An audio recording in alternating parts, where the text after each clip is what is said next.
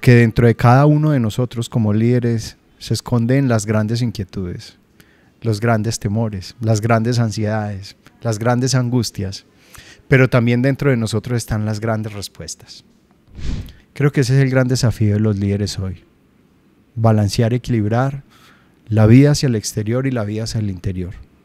Líderes que se trabajan a sí mismos, líderes que son conscientes de sí mismos y líderes que desde esa autenticidad, de esa unicidad, son capaces de llevar adelante sus grandes ideales. Pienso, siento y creo que hoy hay una sobrefijación sobre la capacidad y las habilidades de los líderes de leer el contexto, de ver todo lo que está afuera, las oportunidades, las crisis, los problemas, los escenarios de futuro.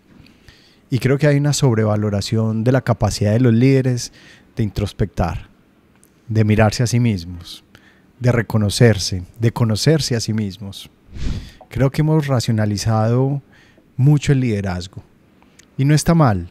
Defiendo también esa capacidad de entender lo que sucede en el exterior, de mirar hacia el futuro. Creo que eso es valioso, pero me parece aún más valioso que nuestros líderes de hoy sean capaces de introspectar, sean capaces de verse a sí mismos, de conocer aquello que los desafía, aquellos que los reta, también sus dones y sus fortalezas, sus luces y sus sombras.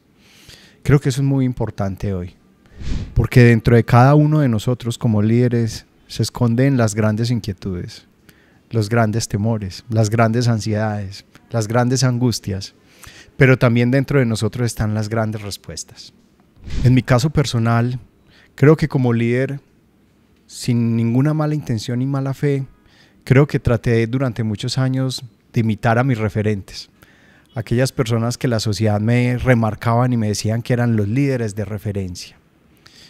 Y creo que perdí mi unicidad, mi identidad, me perdí a mí mismo durante mucho tiempo.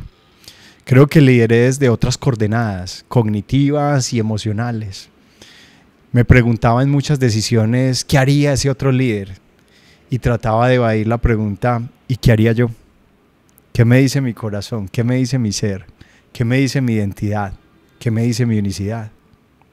¿Qué me dice mi intuición? Afortunadamente, creo que me he vuelto a encontrar de nuevo. Creo que sigo admirando a aquellos líderes de referencia, pero ellos son ellos y yo soy yo.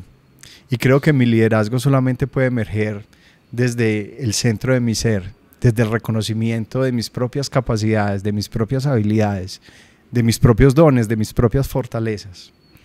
Y desde que he reconectado con ese ser que habita en mí, con ese ser que soy, creo que soy mejor líder. Gracias a la introspección, al silencio, un poquito a la soledad. Creo que los líderes nos tenemos que dar esa oportunidad. Claro que tenemos que seguir leyendo, tenemos que ir a eventos, escuchar otras personas, leer fuentes, periódicos, diarios, redes, todas estas cosas son importantes. Pero creo que tenemos que dedicarle igual tiempo a hablar con nosotros mismos, a estar en silencio, a cerrar los ojos un poquito para encontrar esa luz que hay en nuestro interior, para enfrentar también en solitario las grandes preguntas y los grandes retos que tenemos y entregarnos respuestas. Creo que ese es el gran desafío de los líderes hoy: balancear, equilibrar la vida hacia el exterior y la vida hacia el interior. Líderes que se trabajan a sí mismos, líderes que son conscientes de sí mismos y líderes que desde esa autenticidad, de esa unicidad, son capaces de llevar adelante sus grandes ideales, sus grandes proyectos, sus grandes iniciativas, movilizar a otros y motivar y ayudarle a otros a que también tengan un diálogo de introspección consigo mismos. Yo creo que hoy el liderazgo en las organizaciones no es único, no es de una sola persona, es de los equipos de trabajo.